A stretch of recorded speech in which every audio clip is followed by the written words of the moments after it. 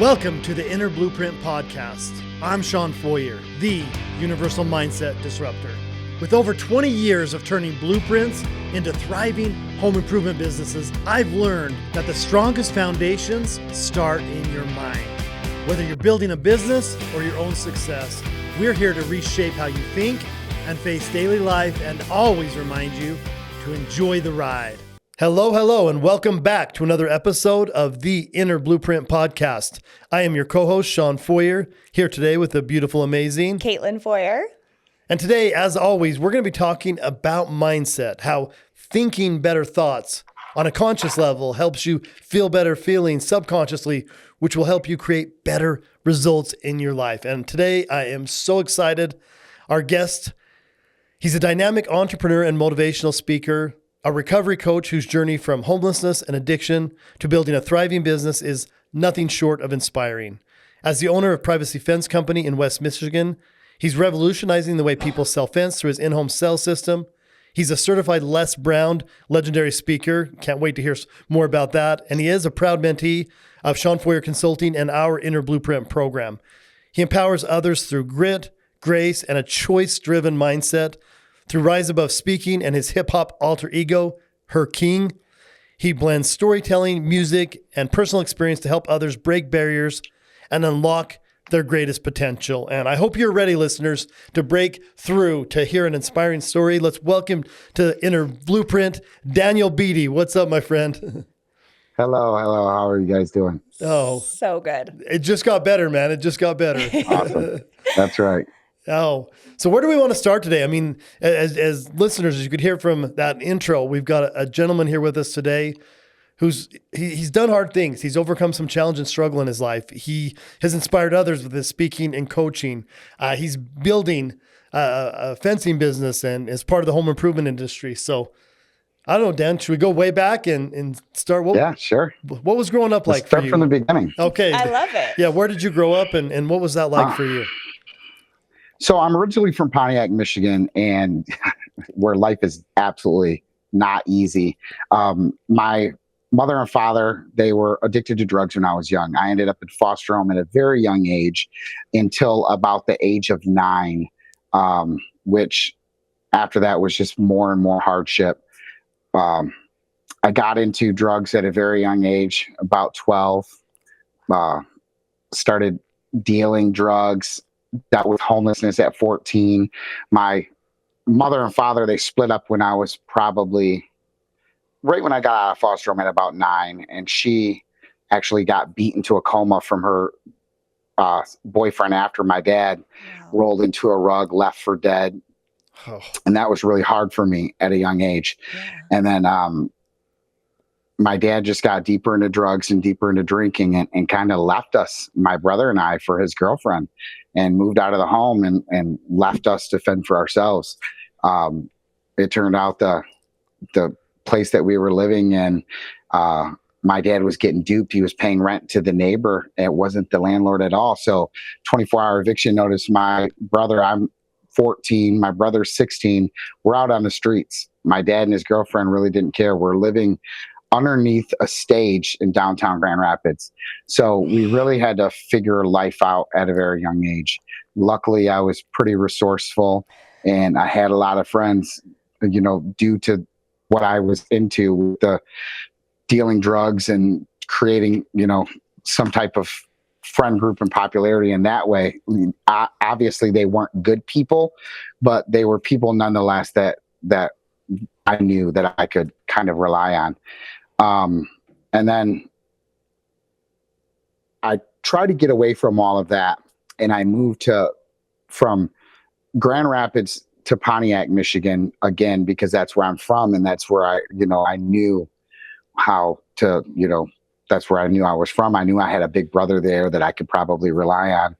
So, went from homelessness to Pontiac, stayed with my brother till I was about 16 years old, started working as a sprinkler man, one of my very first jobs. And I found out that my mother, who was in a coma for so long when I was young, was in an adult foster care home only 2 miles away from where I was living at that point.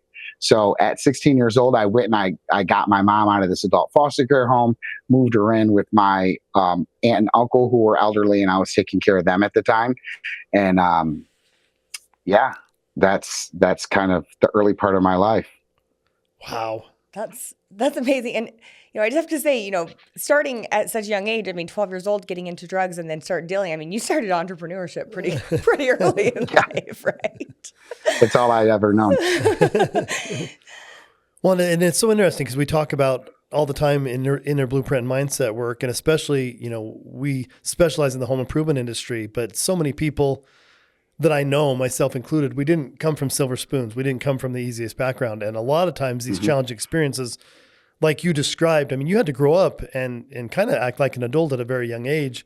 And luckily for you, even with your challenges, you went to entrepreneurship, you went to survival mode. And maybe we can talk a little bit about how has that served you, because there's parts of those paradigms that get programmed in with challenge, the service, that fight, that nobody's going to stop you, that you're going to keep going, And that helps you get to the point where even today you're building businesses, you're got that entrepreneurial spirit. But then on the flip side, some of the challenges about love and relationships and scarcity, self-worth. And maybe just talk a little bit about balancing that, moving from there, how you went forward, got into business, got in, to your beautiful relationship that you have today.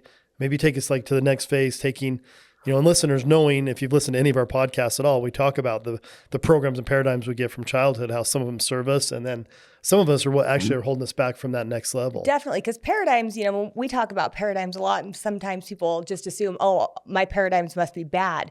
There are bad paradigms, but then there are some good paradigms, and like Sean hit on, like you've hit on, some of them really have served you and they still do. I mean, that grit and like Charlie Gandell always says, if it's going to be, it's up to me. And you really empower that statement to make the best out of every situation because you almost didn't have a choice. I know a lot of people struggle with that because they had choices, but you didn't have that choice and you've let it lead you to this level of success. And I know that you're going, this is just the beginning for you, which is really great to be able to witness. Right. Yeah, absolutely. So it was kind of like a double-edged sword, right? Yeah. So on the one hand, I learned how to be industrious and earn for myself. And I learned that tenacity and grit to never give up, to never let anything stop me, and to be a creator of my own destiny.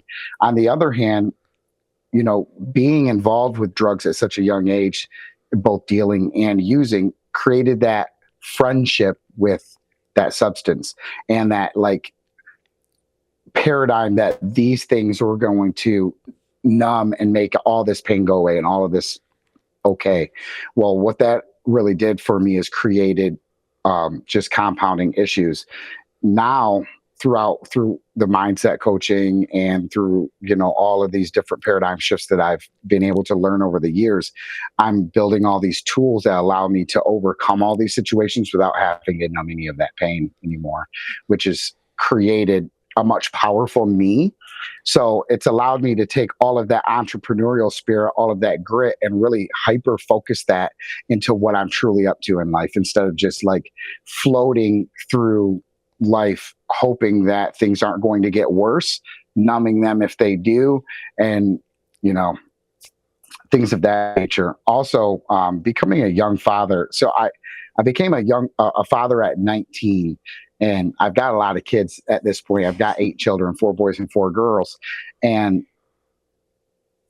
seeing how I didn't know what I was doing as a young father, and I was making all of these mistakes, and I was stuck in this paradigm that all of this was okay, that this was just normal life, and this is what it looks like for people that come from where I come from to where I'm at now, to seeing that my kids really shouldn't see any of this type of stuff in their life. They shouldn't grow up like this.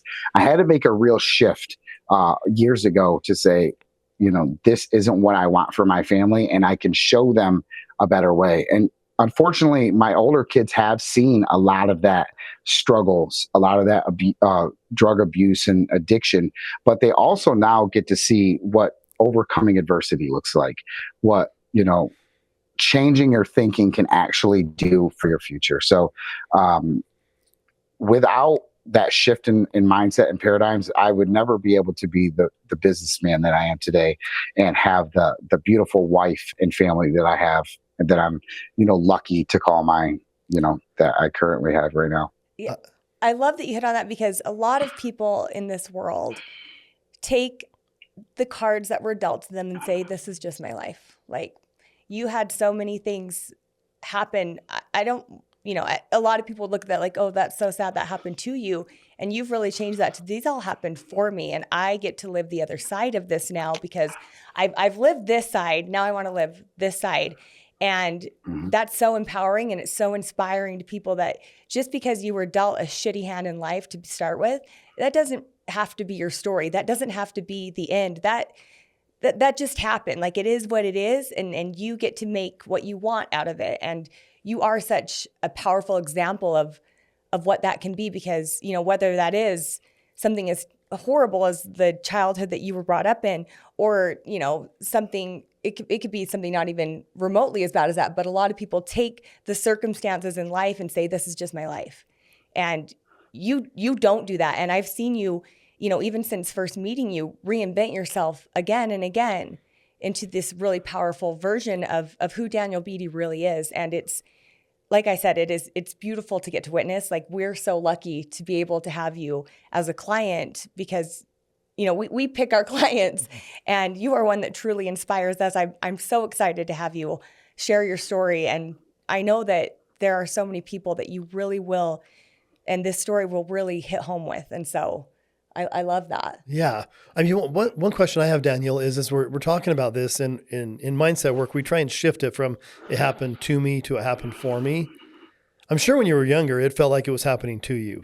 Do you remember, was there a moment or a time where you changed that mentality and said, okay, this all happened to me at some point, but now I'm going to make it all happening for me? Like, to talk a little bit about that transition in mindset. Yeah. So a couple of years ago, I would say about 7 years ago now, I had my first taste of some kind of mindset program called Landmark when I was living in Sarasota, Florida. And that kind of opened my eyes to the fact that, all of these, we're like wearing all of these different lenses. People told me I was ugly. I grew up poor. My parents didn't love me. And you're looking through life through all these different lenses, and that's not, like you always say, that's not yours. Right. So I realized that all those ideas weren't mine. I got to take those off and see myself and see the world through a different lens. Unfortunately, life kind of caught back up with me, and it didn't have the lasting effect that I wish it would have at that point.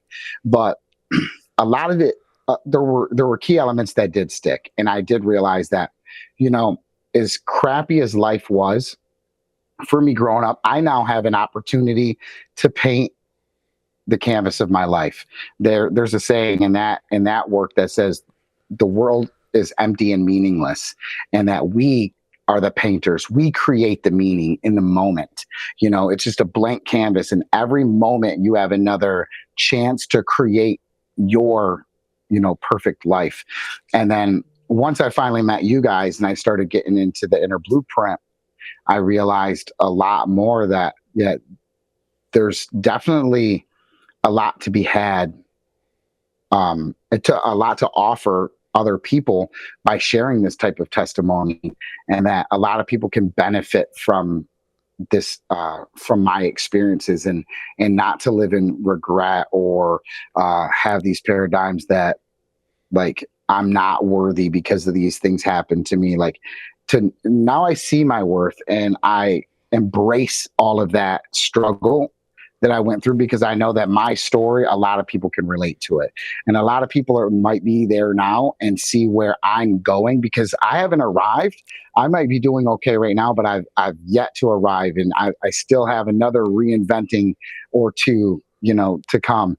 And for people to be where I used to be, to see me now and to see where I'm going and see that that's possible for them is absolutely amazing. So, yeah, if that answers the question, 7 years ago, I got a taste of it. But about 2.5 years ago, when I first met you guys, the inner blueprint is what really solidified the whole, this is happening for me, not to me. Well, and I'd love, and for listeners to touch on this, and I don't know if you know this, Daniel, I actually went to the Landmark Forum too. Before I started with Bob Proctor and before I learned it. And same as you, I gained an awareness. And as we talk in the subconscious mind, 5% is conscious, 95 is the program pattern. So 5% of you said, hey, these stories, these masks I wear, these things that I'm looking at through the lens, they're not mine and they're not absolutely true. But with only conscious awareness, there's only so much you can do about it. And maybe talk about a little bit, because as you get into Inner Blueprint and start working with us, I cracked myself open with Landmark. Even the training that I met Caitlin at, I'd already been doing this work, but she got cracked open. But just so being aware and just being cracked open doesn't change it. It doesn't fix it. And maybe you can talk about the process of Inner Blueprint and how we do like daily affirmation and we keep going, not just for a weekend and not just for a couple weeks, but for, hopefully years and hopefully, continuing into the rest of your life. Yes. Absolutely. So just hearing that all of these things aren't yours and then moving on isn't enough. No. Waking up every day and doing those daily affirmations, creating a list of I am statements and telling yourself every single day that you're worthy, you're loved, you're successful, that you're empowering, that you can make a difference. All of these things, it takes what you like to say, that spaced repetition of thought. We need it over and over and over again. What we believe, we perceive. So if we say it enough and we believe it enough, it becomes our reality. And not only that, but other people get to see it in us. It shows up on your whole being. And that's absolutely amazing. And then the modules, how we get to break down what's holding you back, fear firewalls, all of these things, and really dive in for a full week at a time with a whole group of people that are focused on the same message, on the same energy, that are dealing with the same things that they're trying to overcome, and being able to share those stories of how they're overcoming it, tools that they're using to create that better self for themselves. It's absolutely priceless and totally the most profound work that I've ever been able to do in personal development on myself in my entire life. Oh. I don't know what I would do without it. I'll only stop this when you stop it, Sean. well, then we're not stopping anytime soon, because I'm in it for the long haul with this. Maybe one other thing to talk, and I don't know if you know this, but with my work with Bob Proctor, I made his inner circle, and one of our rewards was we got to spend an hour in a small group with Les Brown, and I absolutely love Les Brown. Oh, he's great. I call him the spiritual rapper. The way that guy talks, I mean, his story in itself is inspiring. You worked with him for a while before you really dove into our work. You want to just share some of your takeaways? Because I think that'd be good for listeners to hear a different perspective, because Les Brown is all about mindset, right?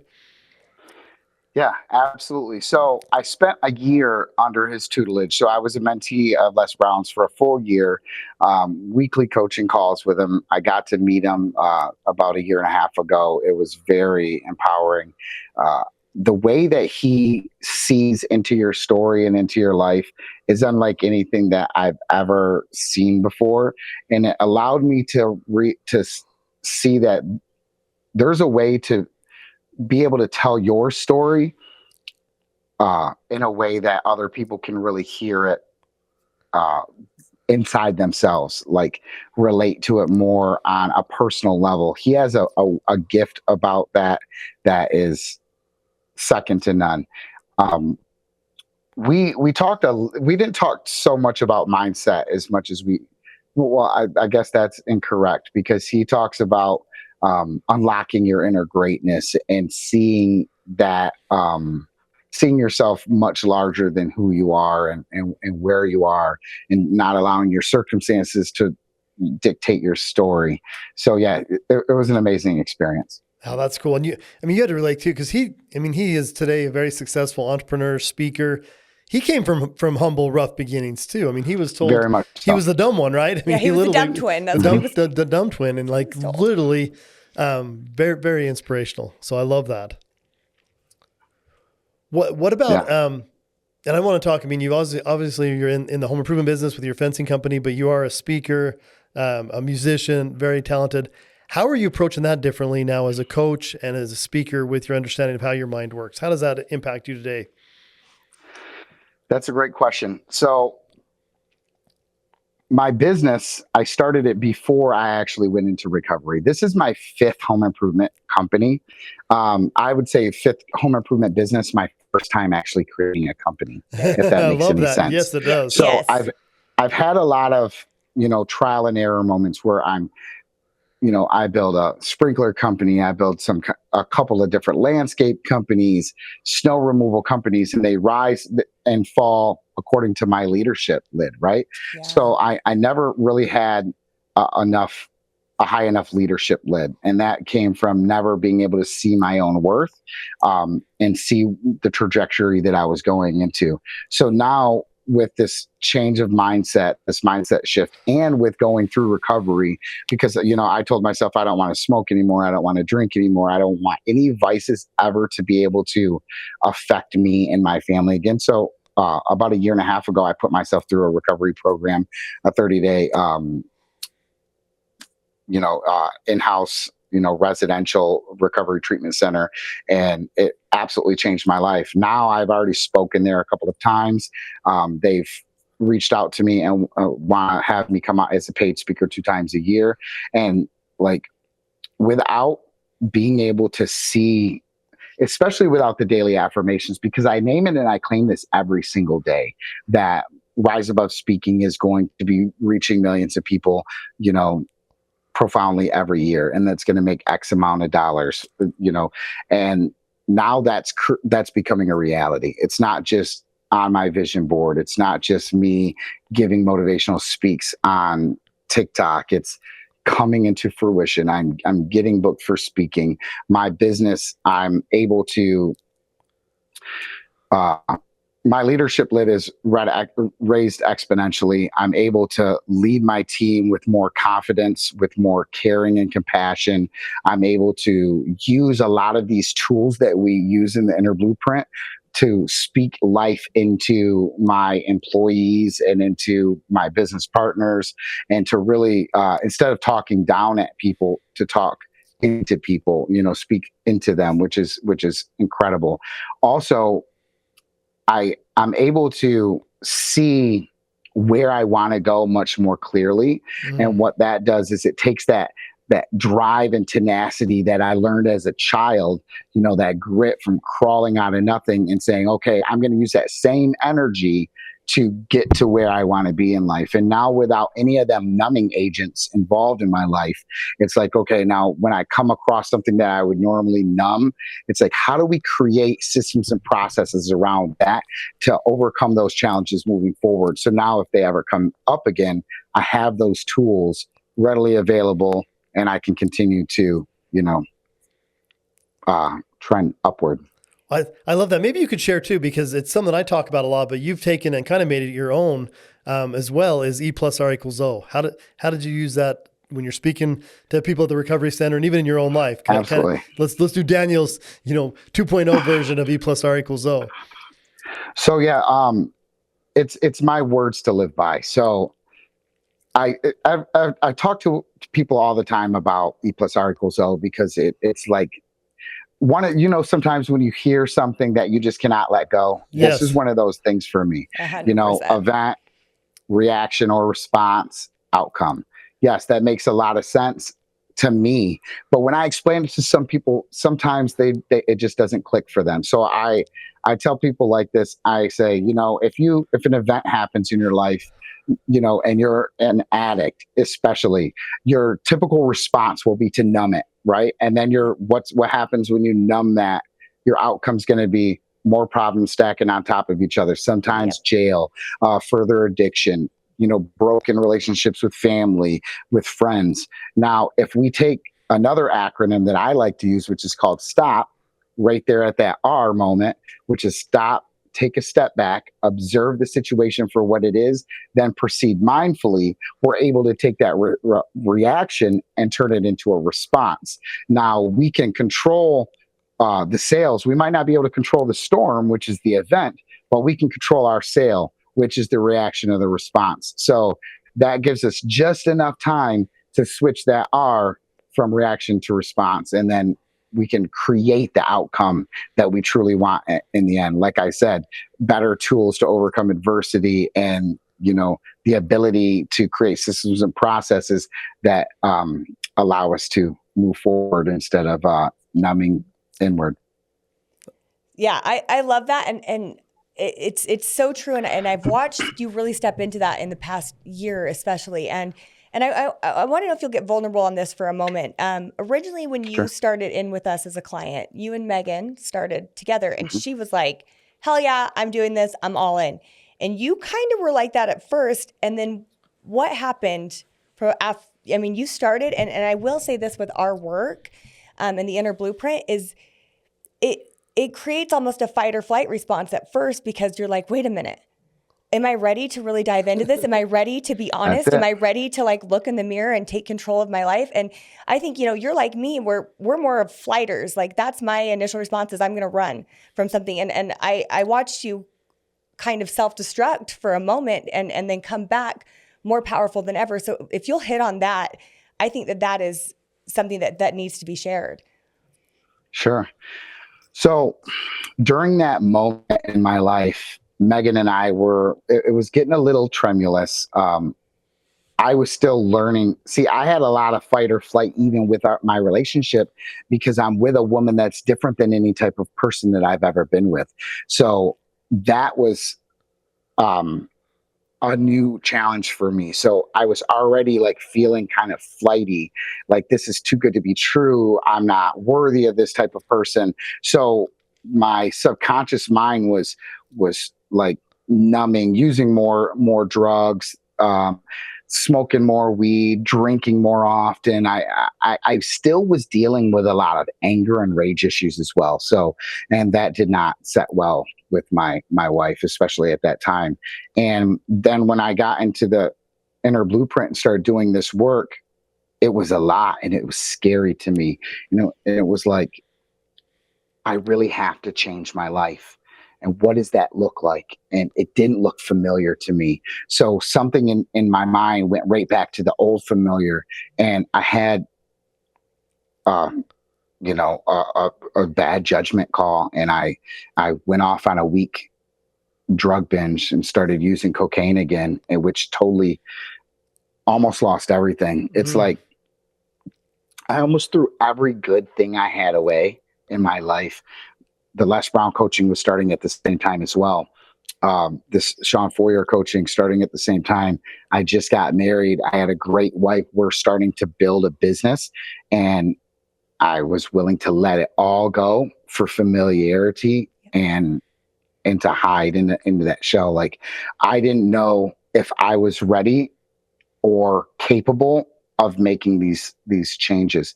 So there was a lot of self-worth, self-doubt and self-worth, visualization in my own self that was going on at that point. And I'm really glad that and that's the reason why I went into the recovery program. I knew that this was not really what I wanted.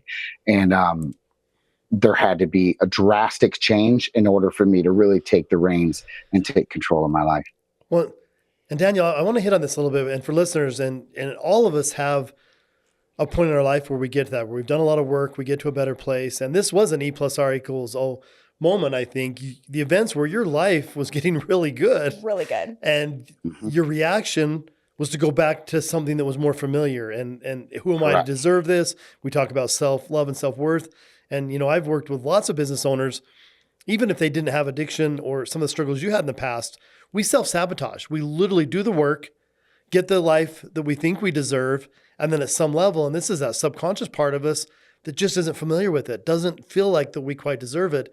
And I love that you used your stop here and did a really hard reset and took a step back. So maybe you just kind of relay into that of what that looked like. And even to this day, does that still come up sometimes of who might have deserved this? Because I know for me, we talk about imposter syndrome. I was going to say, this is imposter syndrome, like in the flesh, because we get to this thing where we're better than anyone in our family has ever been. We're more successful. It feels lonely. It feels unfamiliar. It feels scary because you don't have someone to look up to that is close to you or your blood even to really emulate. And you're like, shit, it's up to me. Like, I am the one, and I have to make that choice. Am I going to step into being the one in my family line, in my bloodline, that changes the trajectory of who the Beatties are from this point forward? Because I know it's got to be hard. I feel this even sometimes to this day. I've been doing this work, my whole life, but mainly the last 5 years, where I get imposter syndrome from being married to Sean, because he's such a powerful, amazing person. And I think, who am I to be able to live this life? Like, I was born addicted to cocaine. Like, that is something, like, other people that were born in the same situations are either dead or complete addicts right now. And I'm not. Like, I have such an amazing life. And who am I to have this? Am I worthy? Or am I an imposter? Absolutely. It was nothing short of imposter syndrome, excuse me, that drove me into that week-long drug spiral. I was looking at my life like, who am I to live in this house? I have a house that rivals a lot of stars, Yes. To be perfectly honest. It's an amazing, beautiful home, beautiful property. We've got, fancy cars. My children have everything they could have. I don't have to truly look at price tags very often. I can just go get what I want. And it was scary to me. My brother's owned a fence company for, over 20 years now. And in the very first year, I did 4 times what he does in business in a year. And it just seemed like, and my music was starting to take off and everything. And it was like, this can't, I don't, it's really hard to explain why I would go into that, like, why imposter syndrome turns on for us. But I know that it happened. And I ran from it. I ran from it all. But doing that stop and that hard reset, since that moment, I've accepted the fact that this is truly my life. I have worked this hard to deserve this. I am,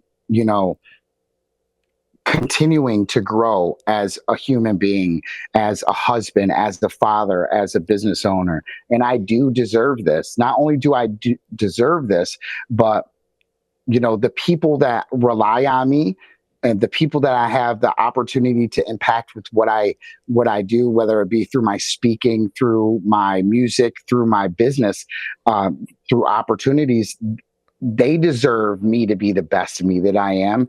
And I absolutely, deserve this life, and we're going for it all in. So I believe that, as hard as it was to look at, my life and feel like an imposter, and as hard as it was to go through that moment of, addiction once again, all over again. And my inner mind told me, oh, it used to be so fun to do drugs. That week was the worst week of my life.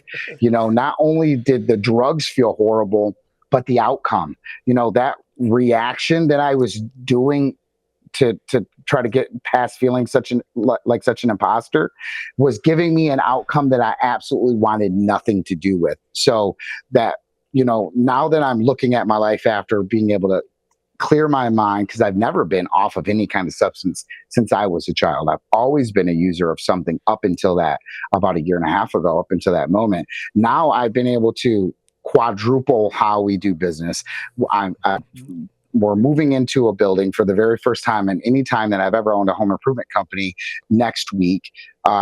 I'm able to afford furniture for it all. I'm going on a trip to Croatia with you guys here in 2 months. I just took my kids to Disney. I just went on a cruise. I've got 2 more cruises booked already. My life is amazing, and I love it. And I do deserve it. And I do deserve such an amazing wife. My wife is one of the home improvement's leading marketing and sales trainers. She's known all across the country as the lead queen. Yes. So it used to be a little intimidating having her as a wife too. Now I lean into it and say, not only do I have a beautiful wife who loves me for who I am, who's supportive, and now I know that she will stick with me through whatever storm. I used to have a lot of fear before all of this happened, that if she finds out who I really am inside, the pain I'm dealing with, and what my fall might look like, I'll lose her anyway. So I self-sabotage there. But now I see that she's with me through thick and thin. I really lean into the fact that I do have a powerful partner. I do have all of the tools and resources at my disposal to become the greatest version of Daniel Beattie that I could ever even dream of. And with these worthy goals, seeing all, like, creating this list of gigantic statements and goals that I have no idea how I'm going to hit them, and seeing some of them come into fruition already, it's absolutely amazing. So now I see that this is truly the outcome that I want. And so I would never, I would never go back to living the way that I was before. It's only, growth from here.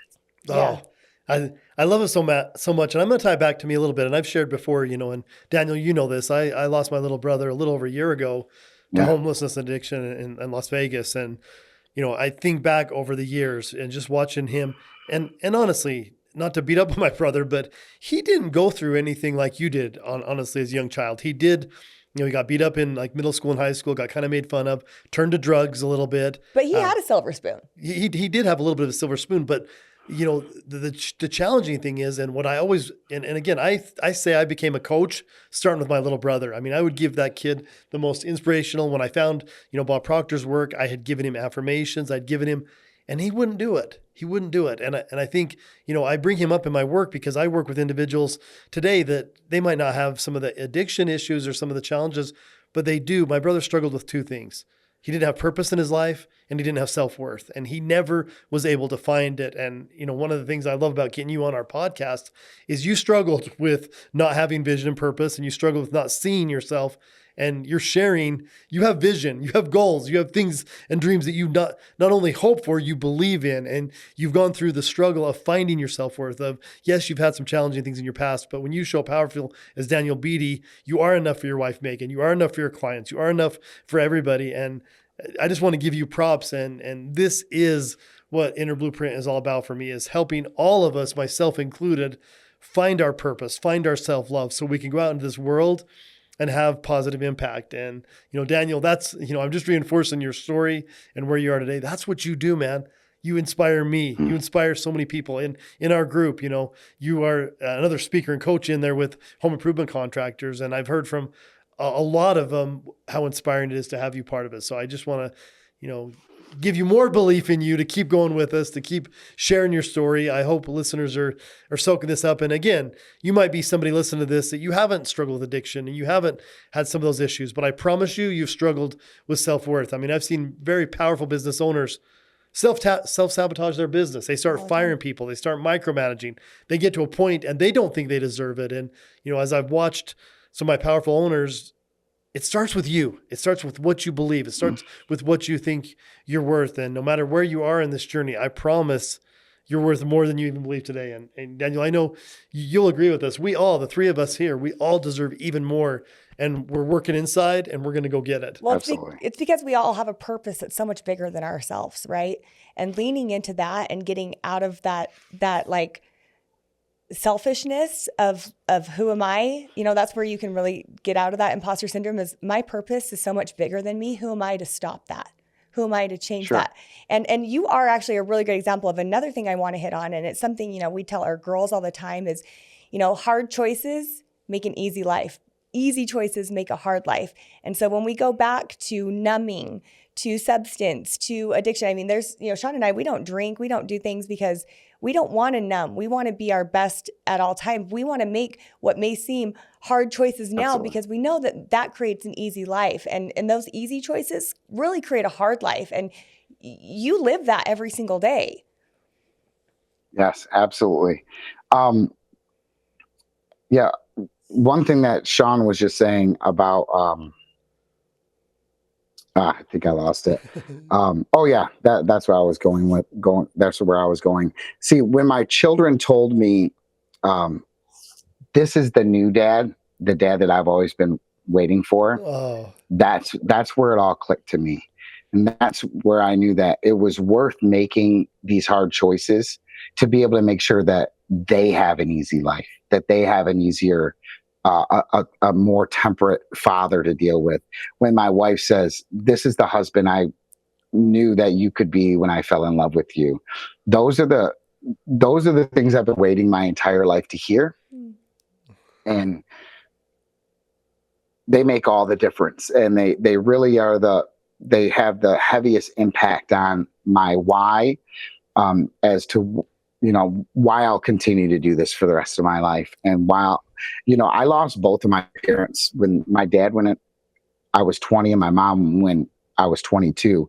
So they both passed when I was really young. So I've never had anybody in my life growing up, and I don't want that to be what my children have to experience. So, I just want to be around for many, many years more for them, and not only just to be around as an angry old putz like I used to be, but a nice, happy, loving, caring father who pours into them. I want to be a husband to my wife that, supports her, nurtures her, and sees her for who she is, because she's lived a hard life as well. And she's never had someone who truly loved her and saw her for who she really is.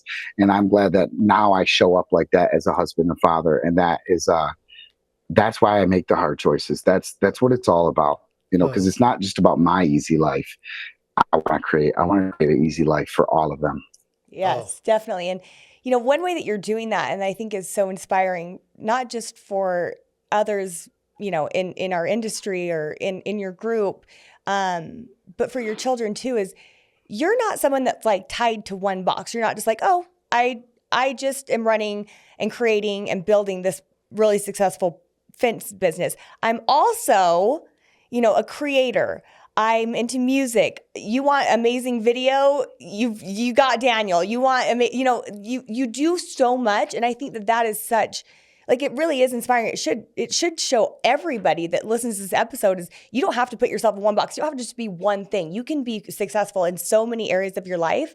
And so if you'll hit on that, because you do so much, and so many business owners, I mean, we're all ADHD, right? We all want to be doing different things. And some of us are deeper creatives than others, where it's like, I can't just do one thing. I need to do 20 things at a time. As long as I have intention behind them to build them to really be able to showcase who I am in all these different areas. Absolutely. So I have 6 LLCs right now, and it's my thought process around that is I'm passionate about a lot of things, and I don't want to let one thing overshadow the rest of them. Like, of course, I want to have my fence business be very successful, because what it does is it creates jobs for other people and opportunities for me to be able to teach people, what I've learned throughout this whole process, to be able to give them an opportunity to learn how to earn a living that they would maybe never be able to earn were in their current, or previous position. So I definitely want to be able to do that. Also, with the fence company, I have the opportunity to impact my community in a big way. So I can take proceeds of the fence business, and we're able to train and buy a helper dog for veterans in need in our area. So that allows me to be able to really serve while we sell. But that's just part of what I love to do. So my heart for coaching goes into that fence business as well, because I get to coach the people that work with me. My heart for giving back to the community, that is the machine that gets to feed all of that, right? But then there's this other side of me. I want to touch people's hearts in a different way. So I create music. Music is something that's always been my outlet for my pain or for my love. And it's always been a way for me to be able to speak my authentic self in a way that I would never be able to just do in a normal surrounding. So the music is something that I'll absolutely never let go. With that comes the creative stuff. Like, so I never knew that I was, actually, I knew that I was into cameras when I was a little kid. My very first thing I always told myself I wanted to be was a photographer. Before I ever thought I'd be a musician, I used to run around with this little slide top camera, click, click, when I was maybe 6 years old. I loved taking pictures. But getting into music, I realized, okay, I have to start creating my own content. I have to start creating my own clothing to make merch for doing shows. So that created a photography business and a apparel company. Both were born from this need through the music. And then I realized, oh my gosh, I really love to design clothing. So I design a bunch of stuff that makes me feel great inside. So then I get to own my own identity and create it through the way I dress with my clothing line. And when it comes to the photography and videography, it also allows me to serve my wife in such a way that it really shows up for her. So I love to serve people, and my wife being number one on that list, my children and my wife. And she's a speaker. She speaks all across the country as well. She trains people on, call center practices, event marketing, and things of that nature. So I've been able to create this media company around my wife that allows me to get creative and make video and take pictures and create all these awesome graphics. So that's fun. That's the fun part to me. Yes. But also I get to use that joy that I created in that space and serve my wife with it. So it shows up for her as I'm doting on her and I'm valuable. And there's a thing about men and women. Women want to know whether we love them, right? Men want to know whether we're valued by you. Mm-hmm. So how are we showing up? Do you respect us? Do you value what we bring to the table? And that really fulfills that feeling for me as a person. So, and then there's one of my last ones is I created this one's going to be kind of funny. So I'll start from the beginning with this. My wife, I put her lashes on for her every day. She used to go and get them professionally done. Her eyes started swelling. She couldn't do it. She tried the strip lashes, couldn't do it herself. I said, I've got a steady hand. I'll do that for you. That turned into me doing this for her every day at 10 a.m. for the past 4 years. So her friends all say, oh, it's the Lash Daddy. They call me the Lash Daddy. So one of our friends and also another member of Sean Foyer Consulting, one of your clients, Brett Cohen, says, you should turn that into a business. And before he was done with his sentence about that, I was already purchasing thelashdaddy.com. So we've created that into another LLC. We're going to start drop shipping high-end lashes. So easy. A husband can do it all around the country. So yeah, just have fun with it. Use what you love and what makes you feel whole and turn it into something that you can monetize. If you like to pet alligator bellies, if that's what your joy comes from, turn it into a business. So I've taken everything that I really love and I'm trying to monetize it. And I recommend that for anybody. You might not be able to monetize them all at the same time, but you can get creative and you can use your spare time instead of being idle to do something productive that, sparks joy. I love it. I love it. Well, Dan, if somebody wants to listen to your music or to get a hold of you, where's your music hosted? How can they find you? And if they want to just get a hold of you and have a conversation about speaking or anything that we've talked about today, what's the best ways to get a hold of you? Sure. So my music is on all streaming platforms. You can find it at herkingmusic.com, HERKING music.com. If you want to listen to any of my motivational speaking or book me for a speaking event, that's riseabovespeaking.com. You can find me, same thing, Rise Above Speaking on YouTube, on Facebook, on TikTok, on Instagram. Same thing with the music, Her King or Her King Music on all platforms. Very easy to find. I love it. Anything else, Caitlin, before we wrap up the episode? I think this has been so good. So good. So good. So good. I love this, and I love you, Daniel. I think you are amazing. I love you guys too. You're my favorite.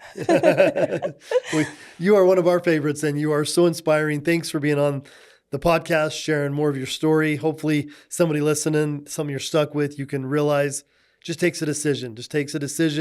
Move forward with belief in yourself, and anything is possible. And we just scratched the surface, guys. There's so much more, so many more layers to this onion. Maybe they'll have me back on later and we'll be able to dig a little deeper. Or you can reach out to me. I'm an open book. But yeah, I've had so much fun being on here with you guys. I absolutely love you guys. I love what you guys do. I'm so grateful for the training. And yeah. All right. Well, let's keep going. And as always, enjoy the ride. It's a good one. Welcome to the Inner Blueprint Podcast. I'm Sean Foyer, the Universal Mindset Disruptor. With over 20 years of turning blueprints into thriving home improvement businesses, I've learned that the strongest foundations start in your mind. Whether you're building a business or your own success, we're here to reshape how you think and face daily life and always remind you to enjoy the ride.